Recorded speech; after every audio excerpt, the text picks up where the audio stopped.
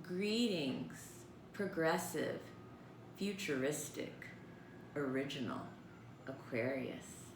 My name is Eliane Nicole. I'm an astrologer and tarot reader, and now I'm going to do the July 2020 forecast for Aquarius. We are halfway through the year, and I'm going to start with the tarot reading, and then I'm going to do the transits, and there's a lot of exciting, interesting stuff going on in the sky. And I recommend you watch the videos for your sun, moon, and rising. If you don't know your sun, moon, and rising, definitely contact me for a reading.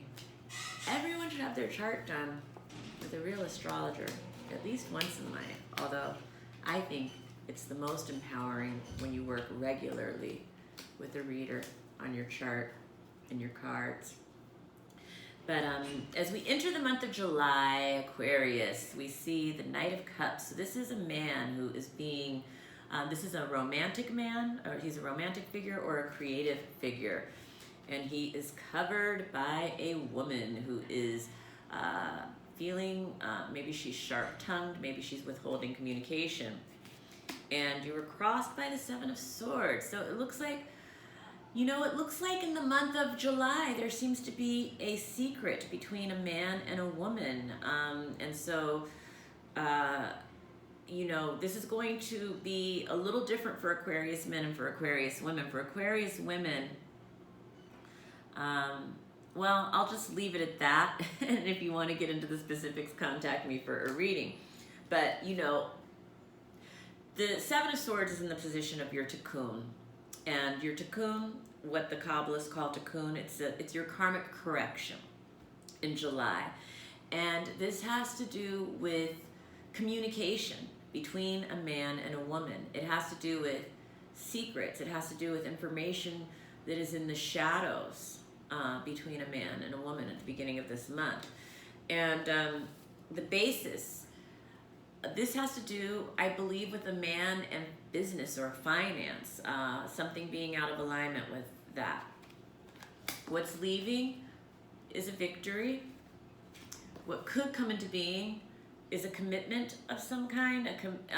This is also, the Hierophant can mean a commitment. It can also mean like an institution or a person who's involved with an institution. It could be a therapist, a judge, a teacher, a priest, any kind of thing like that. What will come into being is the Two of Pentacles. So it looks like you're going to be weighing a decision, a practical or financial decision back and forth around the 16th to the 18th of the month. Fears or insecurities. This has to do with a woman around business and finance. It can be around practical matters. It could be around self-esteem and self-worth as well. Others see you as the Star reverse. So it looks like that there's a concern, a worry that you have, but everything is going to turn out all right. Maybe someone in your life sees you as lacking faith in the universal plan right now. Your positive feelings are about returning from a trip or a journey. For those who haven't taken a short trip or journey, this might have to do with positive feelings about turning around your old ideas about something that is creating more of a calmness in your emotional and mental state. It can also have to do with not going on a trip or a journey that you feel very positive about. But this looks like towards the end of July. And then the outcome. Towards the end of the month, we see the Knight of Swords reverse. So there is a man who appears to be conflicted about something or embattled in some way at the end of July. And so that is the Aquarius Tarot forecast. And now I'm going to talk a little bit about the planets. And July 1st, Saturn is going retrograde into Capricorn. And for Aquarius, that means that it's leaving your first house and moving into your 12th house. And the 12th house is a very deep and mysterious house. This is the house of hidden karma. It's the house, it can be the house of confinement, so it can represent jails, institutions, hospitals. It can also be monasteries. And the 12th house it's one of the deeper, darker houses of the chart. It's a very spiritual house. I feel like 12th house experiences lead us into really getting connected and aligned with that spiritual center inside of us. And so with Saturn moving into that house for you, it will be joining Jupiter and Pluto, who are conjunct already in that house. Jupiter and Pluto formed their second exact conjunction of the year, June 30th. The first one was April 4th, the second June 30th, the last will be November 12th. Amongst other planetary things that are happening, this conjunction has marked the rise of the surge in the virus.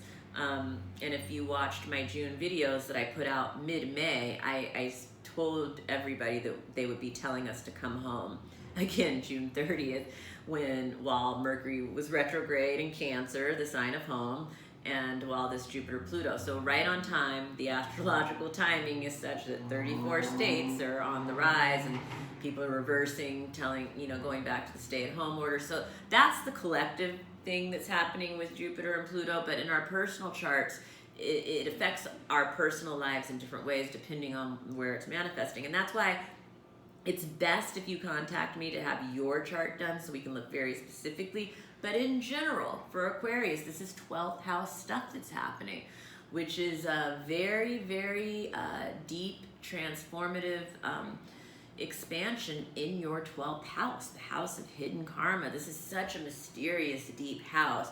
I highly encourage you to be reading at this time, checking in with the planets and the cards for insight. It's also very important to be having a really consistent daily meditation practice at this time where you are just alone and quiet and listening to the universe and the messages that are coming. Because July 4th is the full moon lunar eclipse. But before I go to that, I also want to say something also that's very impactful in July that happened at the end of June, is that Mars moved into the sign of Aries. Mars, the planet of drive, the planet of libido, the planet of our competitive nature, the planet of our fight, moved into its home sign of Aries. So Mars is very strong and very powerful and very driven and very motivated in Aries. For Aquarius, this is in the sign of the house of communication, the third house. So I think you are going to be very passionate in communicating. This could be writing, this could be teaching, this could be speaking.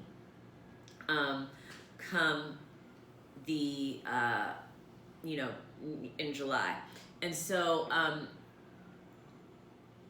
the July 4th, I'm sorry I lost my train of thought. I just got a little spaced out about that Mars and Aries for a second. I'd be up in space. But July 4th is the full moon lunar eclipse. That's also happening in your 12th house. So this is a deep lunar eclipse. This is the third eclipse in the summer eclipse season. The first one was June 6th in Sagittarius. The second one was June 30th or June 20th in Cancer, and now this is the cap off of the season in Capricorn. This is happening in your 12th house. The 12th house can bring up the shadow in ourselves or in others around us, and it can be shocking when it happens, and in these 12th house issues, it can get really deep. But rest assured, Aquarius, this is really important to be happening right now. This shadow stuff needs to come up to be either cleared away or integrated. It can't be repressed and ignored. And so now is the time. July 6th, Ceres goes retrograde in Pisces. This is happening in the second house for Aquarius. And so this is going to bring up issues of how you nurture others around money and possessions, also your values, or how you're allowing yourself to be nurtured by others in those areas. It's going to bring up questions. And July 12th, Mercury is going direct in Cancer.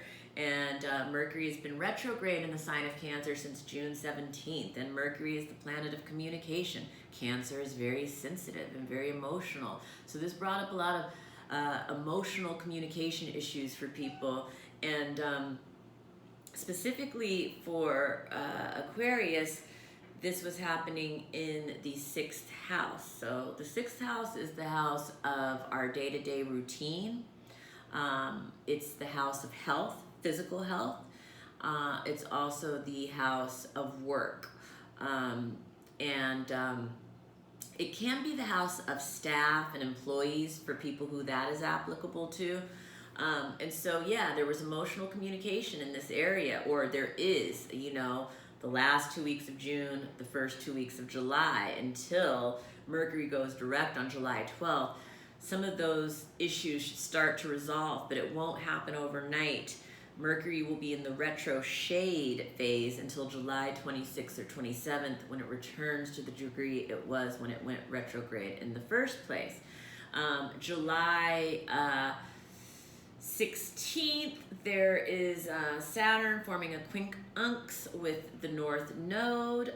This is Capricorn Gemini energy coming together in your chart, so it's bringing together the 12th house and the 5th house for you. So this has to do with, for some Aquariuses, if you have children, this will be bringing together these hidden karma elements of your life with your children, you know, again, bringing up questions about how do we create structures in our life that align with our higher purpose and integrate these areas. For those who don't have children, it'll be having to do with your creative projects and also fun or hobbies or games and things like that. And it's like, all of that will be coming up around that time for you. And then July 20th is the new moon in Cancer. It's the black moon in Cancer, and I love a black moon. It's rare and it's powerful. The first new moon in Cancer was at 0 degrees. This is the black moon because it's the second new moon in Cancer in the same season, and this one is happening at 28 degrees. So we have a chance now to recommit to these intentions that we set at the new moon of Cancer, which that was such an important new moon because it was happening at the world point, 0 degrees Cancer, and kicking off several important new cycles, a 13-year cycle, a 19-year cycle, a 36-year cycle. So the fact that we have a second chance to recommit to these, it's so important to harness this cosmic energy right now. And for Aquarius, it's happening in the house of the 6th house. This is the house of health, physical health. It's also the house of work and day-to-day routine. And so these Cancer new moon is it's our home, like our body home, especially in the 6th house, but also our physical home. It's our mother, it's our roots, it's our legacy, it's wealth, it's land, it's real estate. And so setting intentions around these areas at the black moon of Cancer is going to be very important. I do an altar. If you're interested in being on my altar, I can have a handful of clients on the altar every month. Contact me and I'll talk to you about creating the spells and intentions that you need around these areas. But you can also do it yourself. And July 22nd, the sun enters Leo, and that will be the sun moving from your 6th house to your 7th house. And so during that Leo season that kicks off at July 22nd and lasts about 30 days, it's really going to highlight issues around, you know, marriage and relationships for Aquarius. And then finally, July 27th, Jupiter's forming a sextile with Neptune, and for Aquarius, this is going to be bringing together, you know, 12th house issues with 2nd house issues. So hidden karma stuff with money and finance stuff. And this is a nice aspect. It's an inspiring aspect, I think. I think you can find inspiration here. And that is it for the July forecast for Aquarius. Give me a thumbs up if you liked it. Give me a thumbs down if you didn't like it, but I hope you liked it. Please subscribe to the channel. If you have not already, please hit the notification button so you can be notified when I post new videos. Please share this video with other Aquariuses that you know. I feel like I should say Aquarii. And follow me on Instagram at astrology.tarot.Eliane Nicole. And please contact me directly for your own reading. I'm reading on Zoom during quarantine. I can read for people anywhere in the country, anywhere in the world. I love doing it. It's such an empowering tool to work with your chart and understand it as you walk through the journey of life. So I highly encourage it. And thank you so much for joining me. Have a wonderful July, Aquarius.